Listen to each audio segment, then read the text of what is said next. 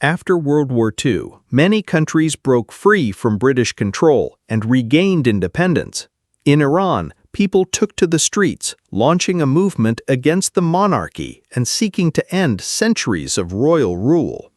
Although Mohammad Reza Pahlavi was king, Britain and the Soviet Union were pulling strings behind the scenes, competing for influence and oil profits. The enormous value of oil drew both powers deeper into the conflict. Eventually, the United States also entered the fray, eager to secure its share. The Iranian Revolution was unique in global history. While it succeeded in toppling the monarchy, the Iranian people chose to establish an Islamic Republic. At a time when democracy was spreading worldwide, Iran underwent a bloody struggle to build an Islamic regime. This revolution reshaped the political landscape of West Asia. The Iranian Revolution had lasting effects. In the early 20th century, Iran was ruled by the Qajar dynasty. Under the king's strict rule, people had no voice and were forced to obey. Years of oppression led the people to unite and demand change. They called for a parliament so citizens could take part in governance. Most were Shia Muslims and wanted Shia Islam as the state religion. Under pressure, King Mozaffar al-Din Shah accepted the demands. In 1906, Iran became a constitutional monarchy, limiting royal power. Reforms followed. Shia Islam was declared the official religion, a parliament was created, and citizens could elect a prime minister. Although the king still had some power, any decisions he made had to take into account the views of parliament and the elected representatives. Iran began to change. The people saw hope in a modern society and were proud to have won their rights. The country gradually stabilized, but the peace and reform didn't last long. On March 1, 1907, Mozaffar al-Din Shah Qajar passed away. His son, Mohammad Ali Shah Qajar, inherited the throne. As soon as Ali Shah came to power, he abolished all of his father's reforms and refused to recognize the constitution. He also dissolved the parliament and marginalized elected representatives and the prime minister. His dictatorship once again plunged Iran into darkness. Britain and Russia supported Ali Shah's actions, further angering the Iranian people, who were already deeply dissatisfied with foreign interference. Those who had once pushed for constitutional reform regrouped. They gathered in Tehran, determined to overthrow the new king.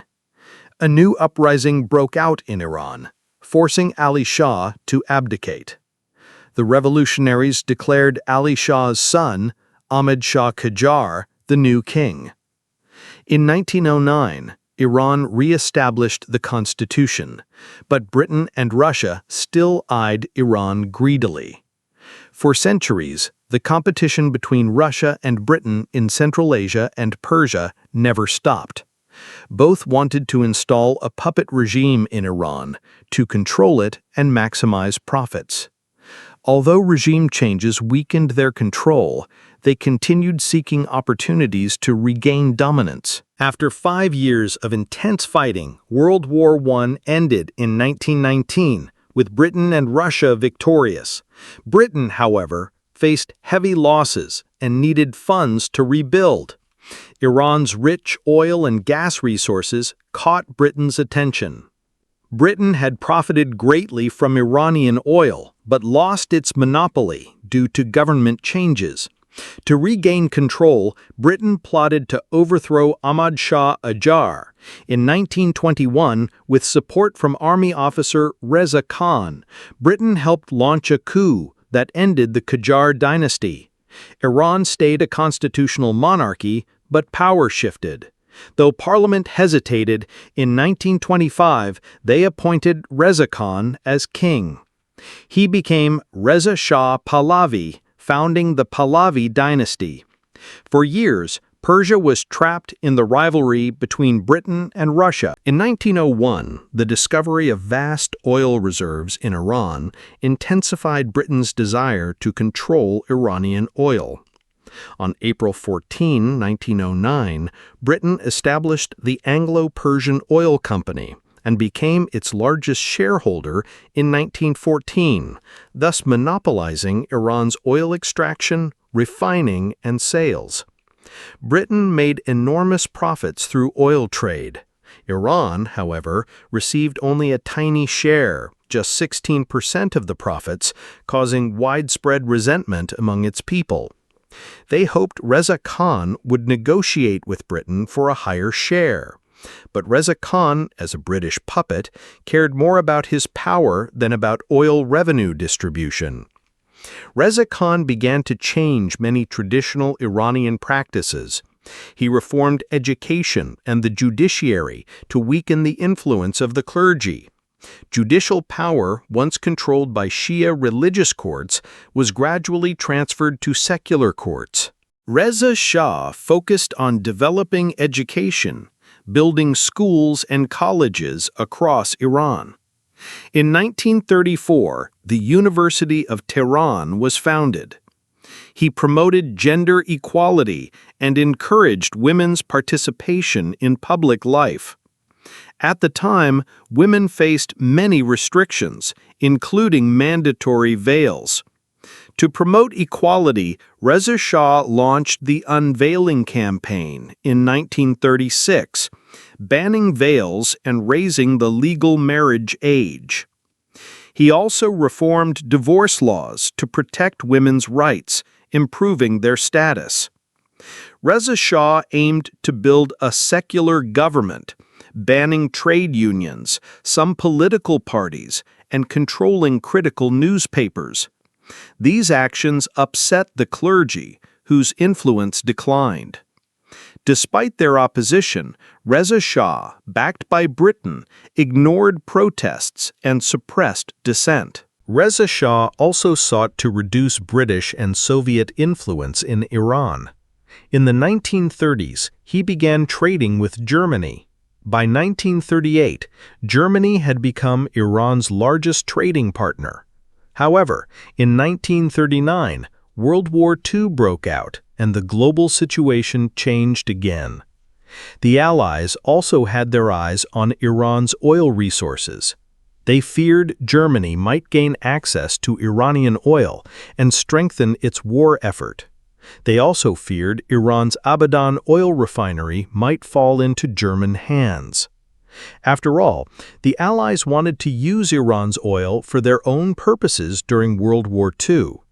In addition, Iran's strategic location was crucial. The Allies hoped to use Iran to transport American weapons to the Soviet Union. For the sake of secure weapon transport, the Soviets and the British made tough demands.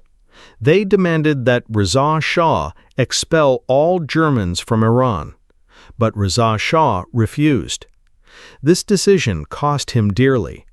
In 1941, he was forced to abdicate, and his son, Mohammad Reza Shah, became the new king of Iran. After taking the throne, Mohammad Reza Shah abolished his father's unveiling policy and granted women the freedom to choose their own clothing. Economic activities in Iran began to flourish. Restrictions on the press and on political party formation were lifted. Many political parties emerged, including the British-backed National Will Party and the Soviet-backed Communist Tudeh Party. However, Iran still operated as a constitutional monarchy, with most key positions held by royal supporters. Public dissatisfaction grew, and people began demanding fair elections to choose their own prime minister. As pressure mounted, the king agreed to hold elections in 1951.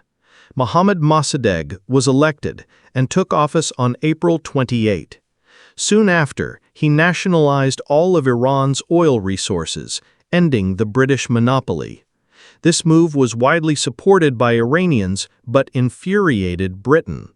In response, Britain imposed economic sanctions and brought the case to the International Court. the court ruled in Iran's favor, leading to nationwide celebrations. Mossadegh became a national hero for standing up to foreign control. Still, Britain remained determined to remove him and regain influence over Iranian oil. However, the US and UK did not give up. On August 19, 1953, they orchestrated a coup that led to the arrest of Prime Minister Mohammad Mossadegh and his removal from power. With British and American support, Mohammad Reza Shah returned as Iran's ruler and appointed a prime minister of his own choosing. This event made it clear to the Shah that without developing the country, maintaining power would be difficult. But since his rule now depended on U.S. backing, he was pressured to follow American directives. As U.S. influence grew, Soviet influence in Iran declined sharply, making the U.S. the dominant foreign power. In 1957, with help from U.S. and Israeli intelligence, the Shah created a secret police force, Savak, the Organization of Intelligence and National Security. Savak was used to crush opposition and became a feared tool of political repression across Iran. Many Iranians began to believe the Shah was turning Iran into a U.S. colony. By the 1960s, opposition to his rule was growing. To calm dissent and gain support from farmers and the middle class, the Shah launched the White Revolution in 1963, a major effort to modernize the country and strengthen his position. The White Revolution brought notable progress. Land reform was introduced, forests were nationalized, and infrastructure and factory construction expanded. The oil industry also grew rapidly, boosting Iran's economy and increasing its share of oil revenues. The Shah also introduced reforms for women, granting them the right to vote and opening schools and colleges to both men and women. However, conservative groups, especially devout Muslims, opposed these changes. They accused the Shah of destroying traditional culture and called for a return to Islamic law. Public dissatisfaction was not just about women's rights and westernization. The White Revolution may have spurred development, but the benefits mainly went to the wealthy. Ordinary people and the middle class remained impoverished, struggling with rising prices and high youth unemployment. Iranian youth took to the streets, openly protesting against the government and the Shah. Meanwhile, the influence of Iranian religious leader Ayatollah Ruhollah Khomeini was rapidly growing. He strongly opposed giving rights to women and advocated for rule based on Islamic law. He firmly opposed the White Revolution, believing it was spreading Western culture. Khomeini also accused the Shah of abusing power. In 1963, he issued a statement condemning the Shah's policies. 8 other religious scholars co-signed the declaration. As most Iranians were Shia Muslims, Khomeini quickly gained widespread support, which alarmed the Shah and his prime minister, Hassan Ali Mansour. Khomeini was arrested and later exiled to Iraq. Even in exile, he stayed connected with the Iranian people through speeches and interviews. He promoted the idea of rule by Islamic jurists, arguing that Iran should be governed by Islamic scholars under God's will. He believed this would reduce inequality and promote justice.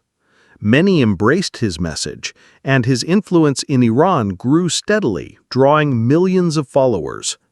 His rising popularity angered Iraq's leader, Saddam Hussein. In 1963, Khomeini publicly condemned the Shah's policies in a statement co-signed by 8 other religious scholars. A few years later, Khomeini was expelled from Iraq. Meanwhile, the Shah's rule in Iran became increasingly autocratic. In 1971, to mark the 2500th anniversary of the Persian Empire, he held a lavish celebration in the desert near the tomb of Cyrus the Great. The Shah spent massive sums building 600 kilometers of highways, decorating tents with silk, and importing chefs and tableware from Europe. The three-day event drew guests from around the world and was described by foreign media as the most extravagant party on earth. It's estimated the celebration cost over $1 billion, equal to more than 55 trillion rials today. The extravagance drew strong criticism from the public and press, but the Shah dismissed it. By 1975, he tightened his grip further, jailing opposition leaders, banning all political parties except his own, and enforcing strict media censorship. For nearly 2 years, anyone who dared to criticize him was imprisoned. This autocratic rule caused public resentment to grow and eventually explode. In 1977, people took to the streets to protest against the Shah's rule. University students joined actively, chanting anti-government slogans. On October 23, 1977, Khomeini's eldest son, Mostafa Khomeini, mysteriously died. Protesters accused the Shah of ordering his assassination. This incident enraged the public. Mourning events were held in many places. From then on, opposition to the Shah intensified and became more unified. On January 7, 1978, the newspaper Etelat published an article titled "Iran and Red and Black Colonialism," accusing Khomeini of being a British agent. By that time, Khomeini had already become a national hero in Iran. The article infuriated his supporters. Published under the direction of the Shah and the Iranian government, it only deepened the public's anger. Millions of Khomeini supporters protested across Tehran. Some even tried to storm the Shah's residence. Security forces used violence to disperse the crowds, turning the peaceful protest into a bloody clash. Police opened fire on the crowd, killing over 300 people. But this didn't stop the protests. Instead, they became even more intense, with protests erupting almost daily in Tehran. The number of protesters far exceeded the number of casualties. Soon after, a national tragedy occurred. On August 19, 1978, arsonists set fire to the Rex Cinema, killing over 400 people trapped inside. This plunged the Shah into a crisis. Khomeini blamed the Shah and his secret police for the tragedy. Anti-Shah sentiment surged across Iran. The public believed the Shah and the police were behind the massacre. This attack became the spark of the 1979 Iranian Revolution. Nearly 10,000 people took to the streets, all with one goal: to overthrow the Shah. They shouted, "Burn the Shah, the criminal!" Although the protests were briefly contained, on September 4, 1978, during the Islamic holiday of Eid al-Fitr, huge crowds easily gathered. A massive protest was planned that day to shake the Shah's grip on power. Around 500,000 people gathered in a public square, condemning the Shah and demanding Khomeini's return. Alarmed by such a massive protest on Eid, the Shah declared martial law on September 8, suspending civil rights across Iran. Protests were banned, and a national curfew was imposed. Despite this, around 5,000 people gathered in Jaleh Square, defying the curfew. Police ordered them to disperse, but they refused. Eventually, police opened fire, killing 64 people on the spot. The death toll later rose to 89. This tragic day became known as Black Friday in the Iranian Revolution. Many in Jaleh Square died from police gunfire, but the protests didn't end there. In December 1978, during the Islamic month of Muharram, more large-scale demonstrations were planned. This time the people were determined to remove the Shah, and tens of thousands returned to the streets. The protests continued for months. Despite police efforts to control the unrest, years of resistance had left them exhausted and demoralized. During this time, the United States strongly backed the Shah and even offered military support if needed. But instead of discouraging the protests, U.S. support fueled more anger. Across Iran, people burned U.S. flags and chanted that the Shah was an American puppet who needed to go. Fearing the growing unrest, the Shah fled to the United States on January 16, 1979, claiming it was for medical treatment. His departure was met with celebration. Iranians quickly destroyed symbols of the monarchy. Then, in February 1979, after 15 years in exile, Khomeini returned to Iran. To welcome him, millions flooded the streets, greeting Khomeini as warmly as a king. The crowds were so excited that they nearly lost control. Upon returning to Iran, Khomeini immediately overthrew the Shah's rule and dismissed officials appointed by the Shah. During the Iranian Revolution, some left-wing and moderate groups also participated. They hoped to overthrow the Shah's autocracy and establish a democratic system in Iran.